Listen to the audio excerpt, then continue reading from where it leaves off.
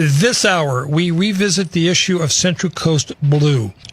We had Debbie Peterson here earlier this week. It's fair to say that the former mayor of Grover Beach is a critic of this project. I have no dog in this hunt. I don't live in South County anymore. I'm not even going to pretend that I understand it, but it's very, very important what's going on here. It is certainly worth the conversation. With that in mind, we welcome to the broadcast Geoff English. He is the general manager of the Central Coast Blue Regional Recycled Water Authority. Also here is Matthew Bronson, who is the city manager of Grover Beach. Gentlemen, good afternoon. Nice to see you both. Good afternoon. Thanks for coming in. Thank you, Dave. There's so much to cover here, and I want to make sure you get your full time. But, Geoff, let's just start with you. Take a minute, explain the project, and pretend I'm in first grade. All right? Just keep this real simple. What is it that you're trying to do in South County? Sure. Dave, this project is in response to a previous decade of significant droughts and dry conditions.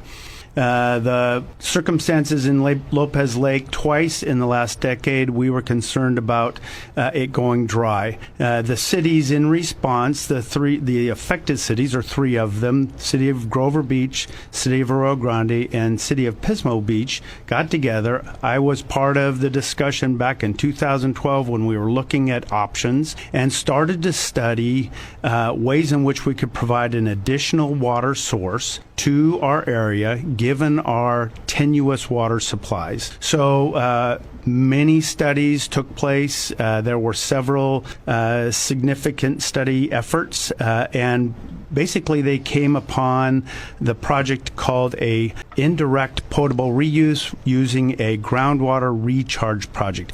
We're proposing to take wastewater that is currently treated to a state standard and discharged to the ocean. It's a significant supply of water that can be intercepted, purified, and we're proposing to run it through an advanced water purification system and to inject it into the ground near the ocean in the areas of Grover Beach and Oceano.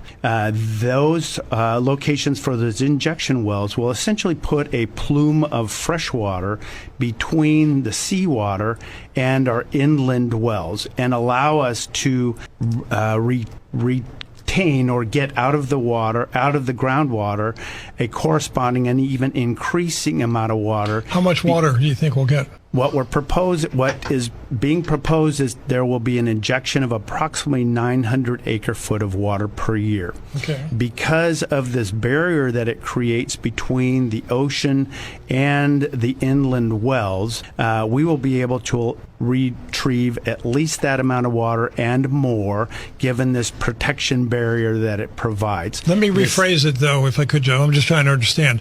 So what percentage of the water that Matthew and his colleagues need are you going to be delivering? Is it 100%, 50%? See where I'm going? So the water that is injected into the ground was divided up by the three agencies based on a cost-sharing agreement. Right. They have to do what's called an urban water management plan and come up with their supplies for build-out in the future. And each of the cities, participating agencies, determine the amount of water that they wanted out of this project. Yeah. In Grover Beach's case, they will get 36% of the water that is injected into the ground or retrieved from the project. Pismo Beach will get 39%, and the City of Arroyo Grande will get 25%. Matthew, is that enough for Grover Beach? The yield from this project is expected to produce around 20% of our future water supply in Grover Beach. So okay.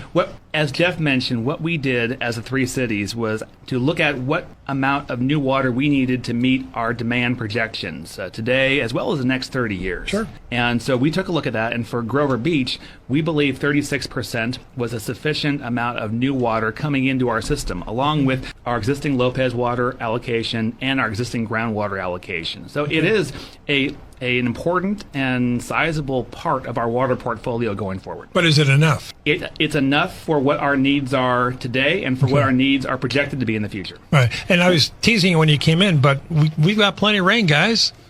We had all that rain last year, and John Lindsay says is going to do the same thing this year. We got rain coming. Well, Dave, I do agree that we had a very fortuitous winter. I look at it this way. It really gave us an opportunity now to do do this project and be prepared for the next dry spell. That's the nature of California precipitation. We have dry spells for many years, and then we get a lot of rain all at once. And we need to find ways where we can have a sustainable water supply on a permanent basis. And that's what's unique about Central Coast Blue, is that as long as we're taking showers and washing dishes and getting rid of water from our homes, there's going to be a water source that's going right now out into the ocean, but we will be able to intercept that, treat it, and have an ongoing sustainable supply. So, Geoff, give me a couple of examples if you can, please. Where else in California are they doing something like this? Certainly, and if anybody really wants to dive deep into this, go on to the Water Reuse California website. There's a place where you can click. There are multiple projects, these reuse projects throughout the state. The state is prioritizing it.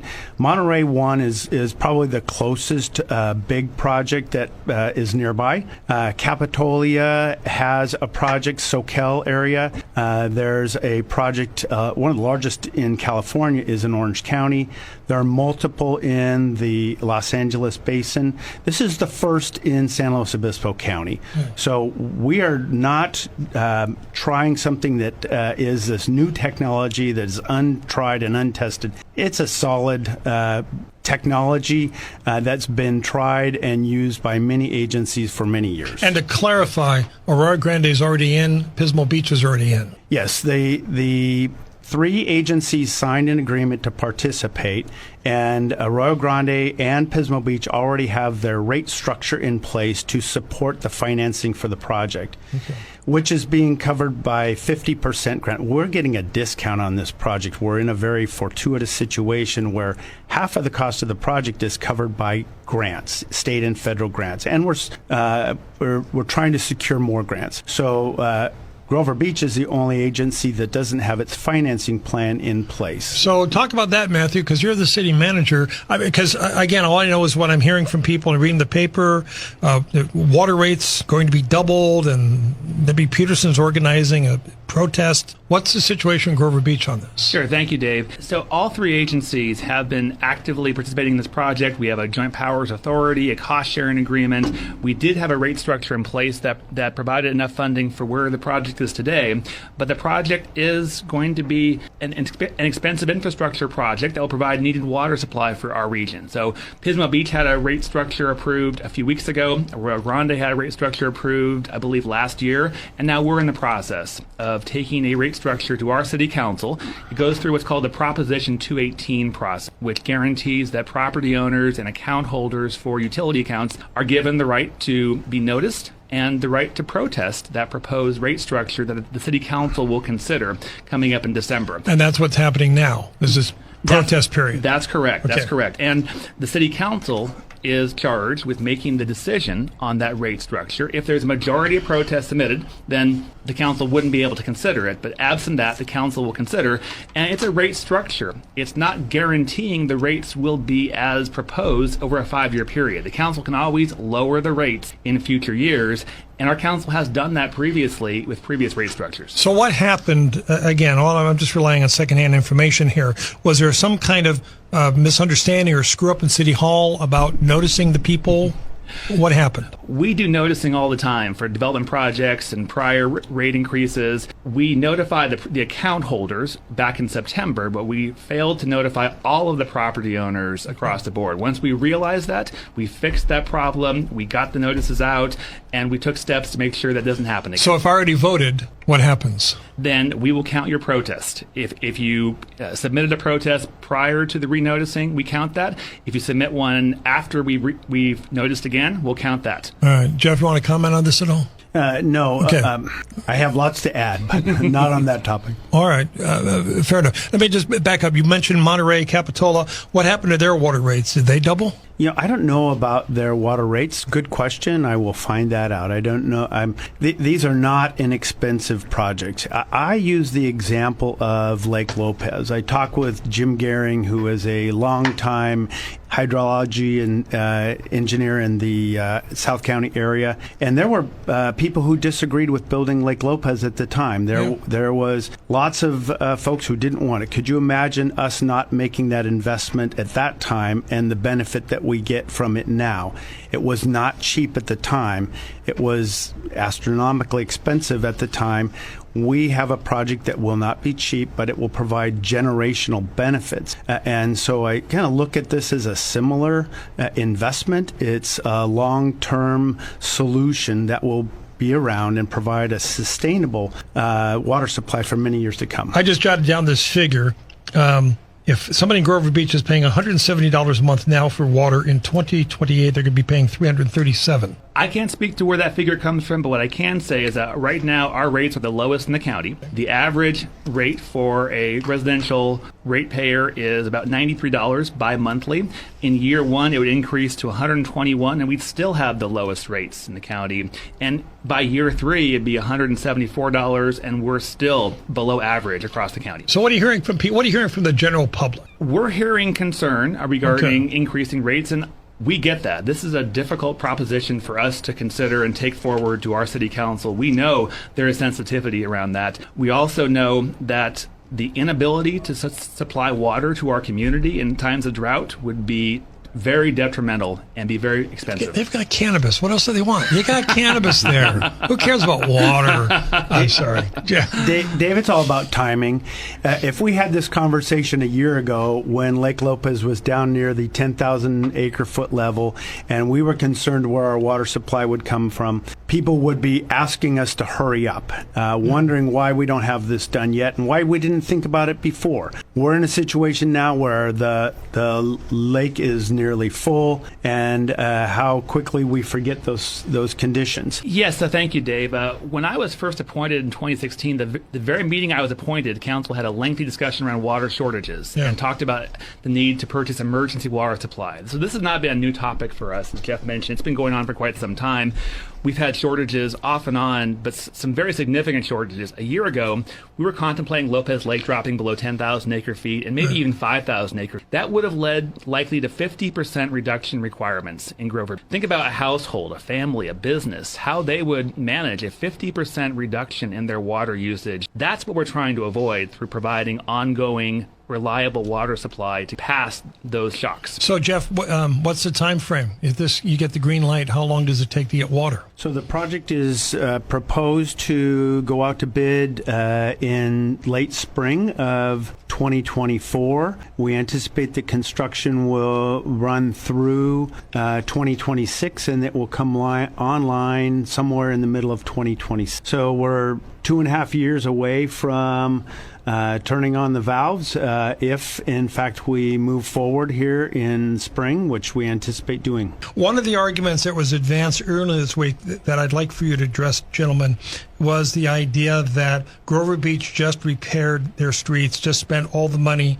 Now what you're proposing to do with this project is come back and rip up the streets to put in the project. It's a fair concern because we have spent significant time and effort. 70% of local streets have been repaired just in the last 10 years. This project will only put pipelines in about 1 mile of our streets, and of that 1 mile, only 2 blocks of recently repaved streets. Can you be more specific where the pipeline's going to go? The pipeline is actually proposed to run from Rockaway, essentially behind the station grill. There's a city-owned parking lot there, and one of the injection wells will be placed in that parking lot.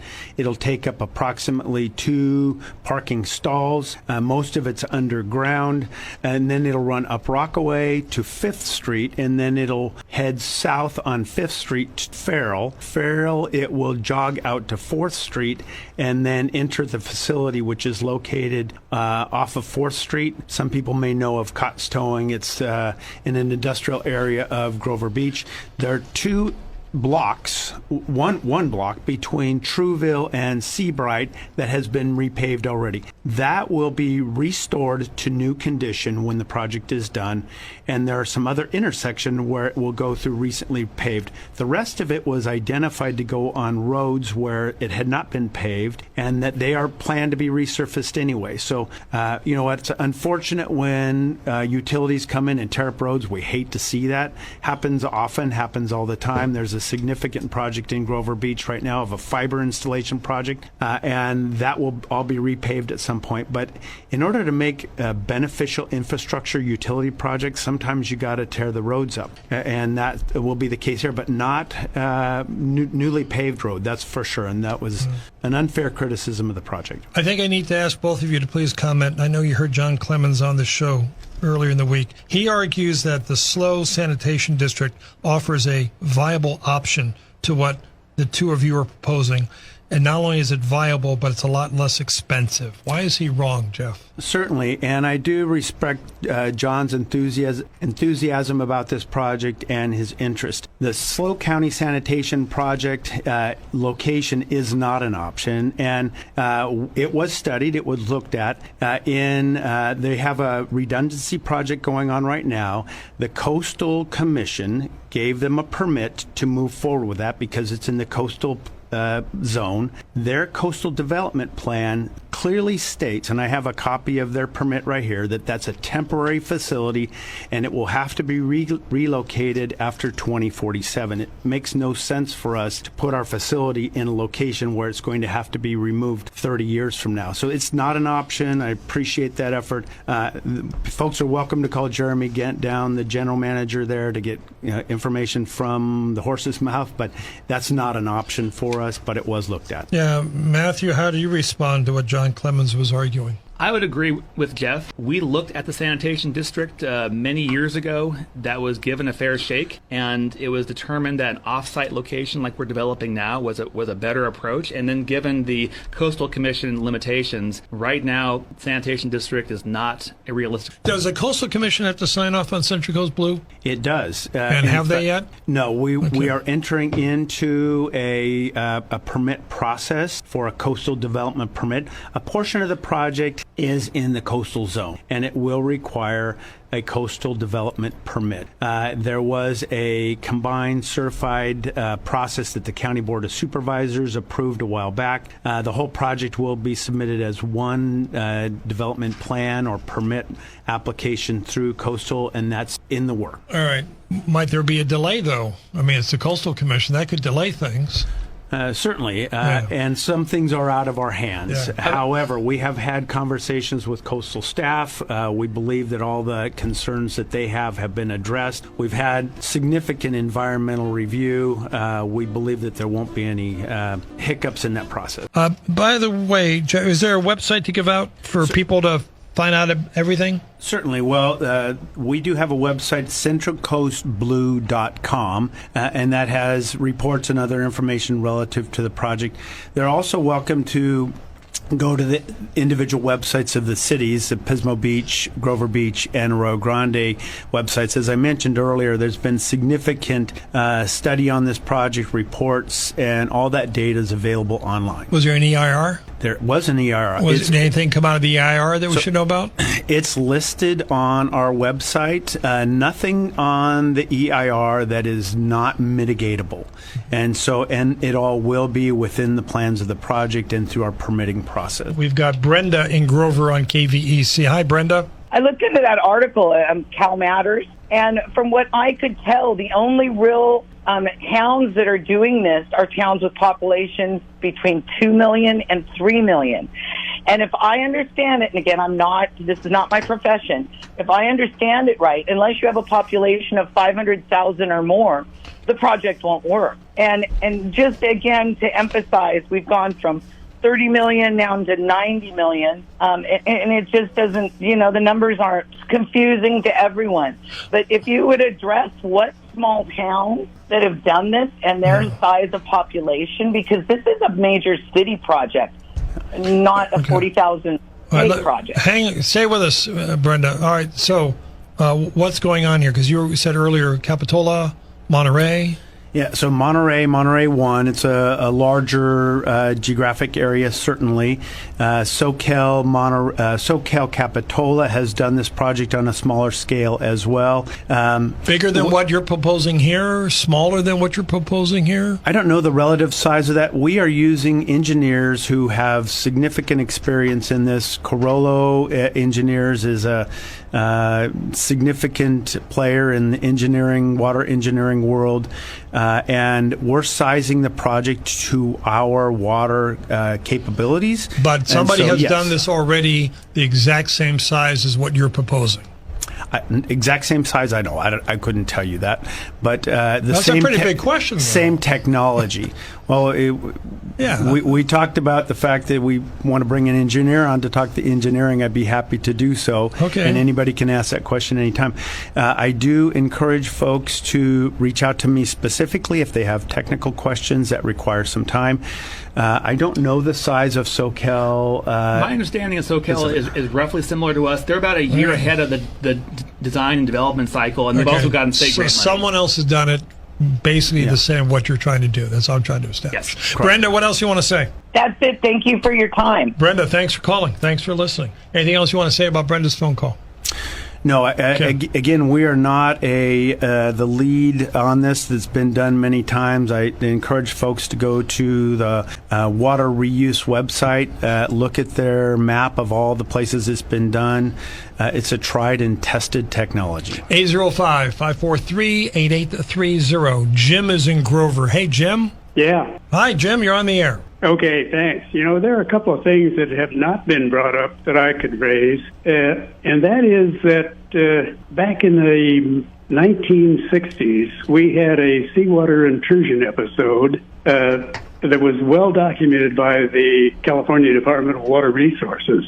And when I'm talking about seawater intrusion, I'm talking about salt water moving inland, threatening our groundwater supply for all the coastal wells of Grover Beach, Arroyo Grande, and Pismo Beach. So that was a problem that was solved by the construction of Lopez Dam, because all of a sudden, after the late 60s, we all went on Lopez water and stopped pumping groundwater. So we stopped the seawater intrusion from continuing. Okay. All right. And then in 2009, we had another seawater intrusion episode that was fortunately limited to one of our coastal Sentry wells, 30N02. And in that episode, sodium and chloride went up by 4 times for sodium and 14 times by chloride. And most of your audience will recognize sodium chloride as a formula for salt. So where are you going, Jim? Jim, where are you going? I'm sorry, I only have 45 minutes with my guests. Okay, where I'm going is that Central Coast Blue is going to form a seawater intrusion barrier and protect our groundwater sources. And it, in my view at least, is the least expensive method of doing that that's available to us today. All right, we got it from him. All right, Jim, thank you. Who wants to comment? I do. Go ahead. Both of you can. I would agree with Jim's comment. One of the benefits of this project is not just adding new water supply that our region needs, but is to protect the supply we already have. Having the seawater intrusion barrier will protect our largest water source. If that were to get contaminated with seawater, then we would be in a very difficult spot. Geoff? The caller, Jim Gehring, is a long-time engineer in South County, very respected. Is on the Zone 3 Advisory Council for Lake Lopez, is on the Northern Cities Management Authority, highly respected in that arena. The basin in Santa Maria, the groundwater basin, is adjudicated. It's been overpumped for decades. It's under the jurisdiction of a court, and there's a stipulation as to how much water can be pumped out. We are not even able to pump the amount of water that we're entitled to because of the concerns for seawater intrusion that Jim was talking about. All right, Jim, thank you so much for calling in. Before I take the next call, the other side, though, touts all their former mayors. So I have all these former mayors who are against this project. You're a city manager. Do I put any stock in that, Matthew? I can't speak to the individuals who have their opinions around this project and around the need. What I can say is that city councils since 2016 have reviewed this project. They've looked at this project. We've brought information about this project, and the council last year voted to enter into this Joint Powers Authority along with Pismo Beach and Arroyo Grande as a regional project. We can't build this as any one city. We have to do this together. All right, 805-543-8830. We've got Geoff on KVEC. Hi, Geoff. Yes, good evening, gentlemen. Hi. How are you? We're good. I followed this project for over 10 years, and I've been a critic the entire time. The fact is, this is a grant-driven Pismo Beach vanity project, and Jim Lewis was right in the middle of it. Of course, Lewis is gone. Ben Fine and Mayor Waggy are left. We'll see if they see the project through. I have my doubts. The notion of seawater intrusion is a fiction, and with all due respect to Mr. Gehring, the 2009 was a complete fabrication. I can't speak to the 1960 issue, but this project is using the concept of seawater intrusion as a reason, not only for the project, but as a way to earn or garner grants. Hey, hold that thought. We'll come back to you. Sure. It's a vanity project. You're just looking for grant money. Absolutely not. This is a much needed project. We were placed under water restrictions last year and previous to that in 2013-14. This is a needed project. Go back a year and try to make that claim at this time. It just doesn't hold water. In regard to the saltwater intrusion, that well was purged several times, that Century well. I happen to trust the experts in that arena, and that was the hydrologists and the water managers. I'll tell you how valid that was, that 2009 episode. Every city in the South County, Oceano, every water purveyor, Golden State Water, Arroyo Grande, Pismo Beach, and Grover Beach all reduced voluntarily their water pumping over 50% in response to that, just not to let that happen again. They were serious about it. I trust those water managers, all due respect to Geoff, who certainly puts in a lot of time and effort and energy into this. But I happen to trust those people who provide the water supply and are the ones who study it and do that for a profession. What else, Geoff? Well, I would say that phase one of this project, the cost of which has ballooned from $30 million to almost $100 million. By their own admissions, the cost of the water is going to be about $6,500 per acre foot. By comparison, Grover Beach, as an example, pays $1,750 per acre foot for Lopez water. So this is many times more expensive than the water that's available to these communities now. All right, Geoff, thank you. In many ways, comparing the cost per acre foot to long-standing water supplies just is not relevant. It's apples to oranges. As we look at our comparison. future water needs, we don't have any other realistic alternatives. Conservation for a community that has 66 gallons per capita, we can't conserve our way out of a future drought. And I do want to add that this is a true regional project. Pismo Beach deserves a lot of credit for helping get this off the ground many years ago, but it has evolved into a true regional project with a Joint Powers Authority for water that we all need across our community. But did it start in Pismo? Were they the first ones to... They got this off the ground about 7-8 years ago, and then they brought others to the table as a true regional project. All right, Geoff, thank you. And George is on KVEC. Hi, George. Hey, how you guys doing? Well, good, George. Good. So one thing I want to point out, I don't know if everybody on the call is familiar, but Lake Lopez would have ran dry this year if we didn't have the miracle rains that we had last winter. And Grover Beach would have been out of water right now. I don't know if anybody knows that. So people are complaining about Grover's rates going up. Grover Beach is taking an investment to protect their water so that your children and their children will have water to drink. And what really I find interesting or confusing is that your previous caller seems to be the biggest antagonist against this project, but he lives in Los Osos, far away from where the project is, and Los Osos Basin is in peril. They need a project like this. So I don't know why he's not focused on protecting his own water, and he's fighting others who are trying to protect theirs. Do you live in Grover, George? No, I don't live in Grover. I live in San Luis Obispo. All right. Well, but I got family that lives in Grover, I know, so but I'm interested in it. If you can have an opinion, then Geoff and Los Osos can have. Everybody can have an opinion on this. But who wants to respond? Who wants to respond to George? I can take a first stab. Had we not had the heavy rainfall of last year, we'd be faced with some very difficult decisions. I can't speak to whether we'd be out of water per se. We'd be looking at 50% plus water reductions in our community. We don't have state water. We just have Lopez and groundwater. We would be in a very difficult position as a community to sustain the businesses we have today, the residents we have today. This is about our community today, not just our community tomorrow. So this project provides us with water security as well as our neighboring communities around it. Yeah, and Dave, I appreciate the criticism of the cost per acre foot of the project, but I think that that's a difficult one to compare a brand new project that's being built now compared to the cost of delivering water from a project that was built 50 years ago at the inflation over time cost that we have to do something similar now. So it's really not a fair comparison. Certainly it is cheaper to get water out of the ground. Certainly it is cheaper to get water from Lopez. We are building a new project. I want to remind everybody, I could buy a house 10 years ago for less than half of the cost it is now. Yeah. I can't, and anything I build is going to be more than double than it was then. The longer we wait, the more expensive it's going to be. I've never seen that things get cheaper over time. We have an opportunity now to take advantage of 50% of the cost being covered by grants. That reduces the cost. If we wait and do something else, it's not going to be cheaper. I can guarantee that. George, thank you very much. Ron's in Arroyo Grande. Hey, Ron.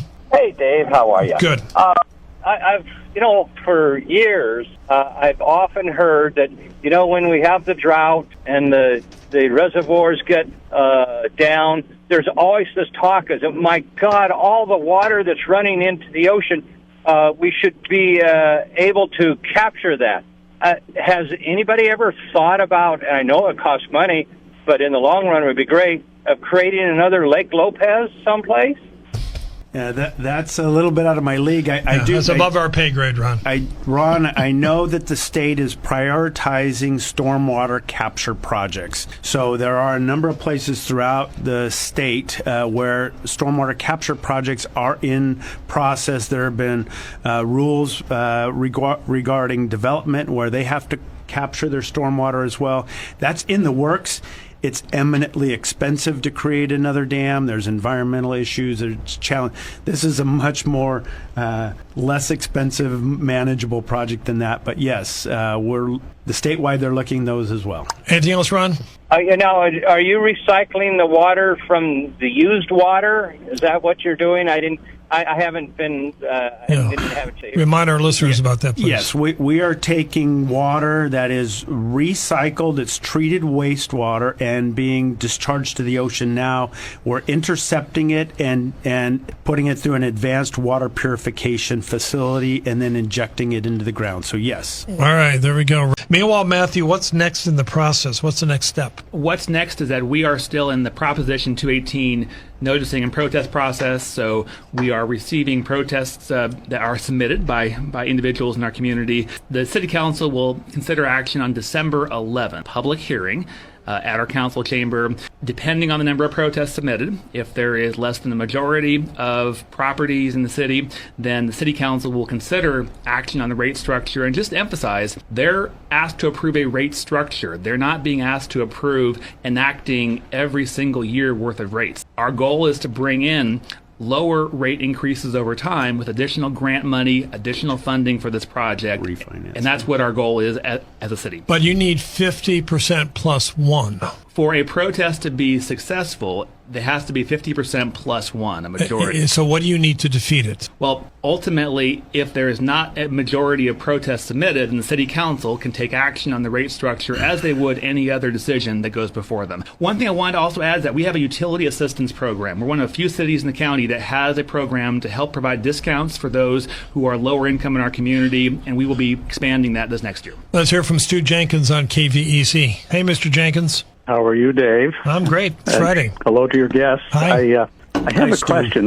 This project is recycling water and then injecting it into the ground. But if it's just doing that to have a barrier to saltwater intrusion, I guess my question is it actually producing any additional fresh water for the people in Grover Beach and Rio Grande and Pismo to actually use?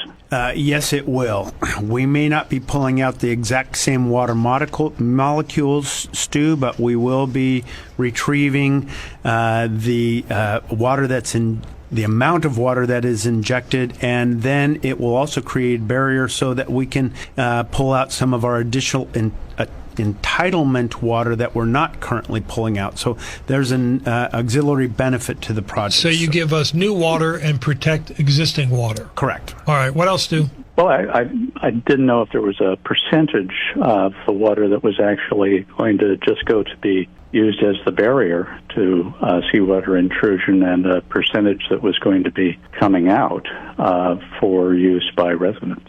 Do you have those figures? The groundwater modeling that has been provided by the engineers for the projects actually indicating that we will retrieve entire 100% of the water that is injected upstream water. Correct. All right.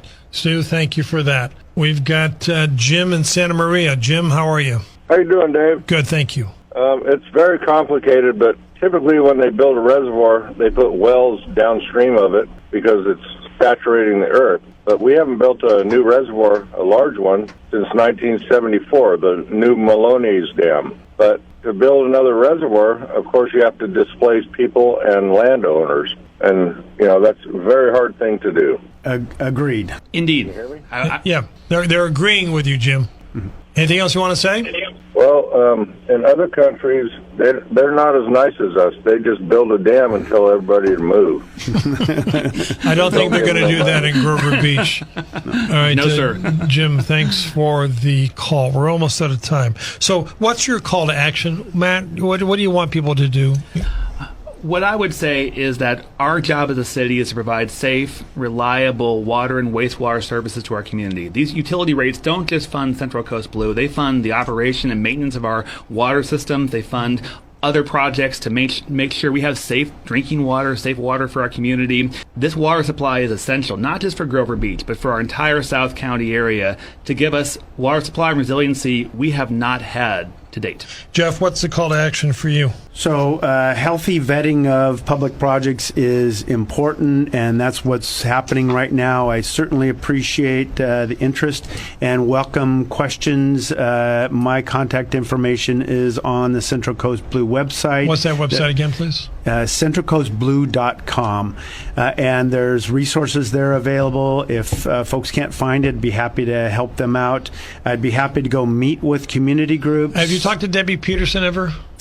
I have not talked to her directly. I spoke to her this morning at a function. But ever meet, sit down, have coffee? Happy to do so. Okay, but she hasn't met with you yet. I have met with folks who I think are speaking with her, but I have not actually sat down with her directly. It's a small town. We're always delighted to be able to talk to community members and answer questions and share ideas. All right, gentlemen, thank you for your time. Appreciate the conversation.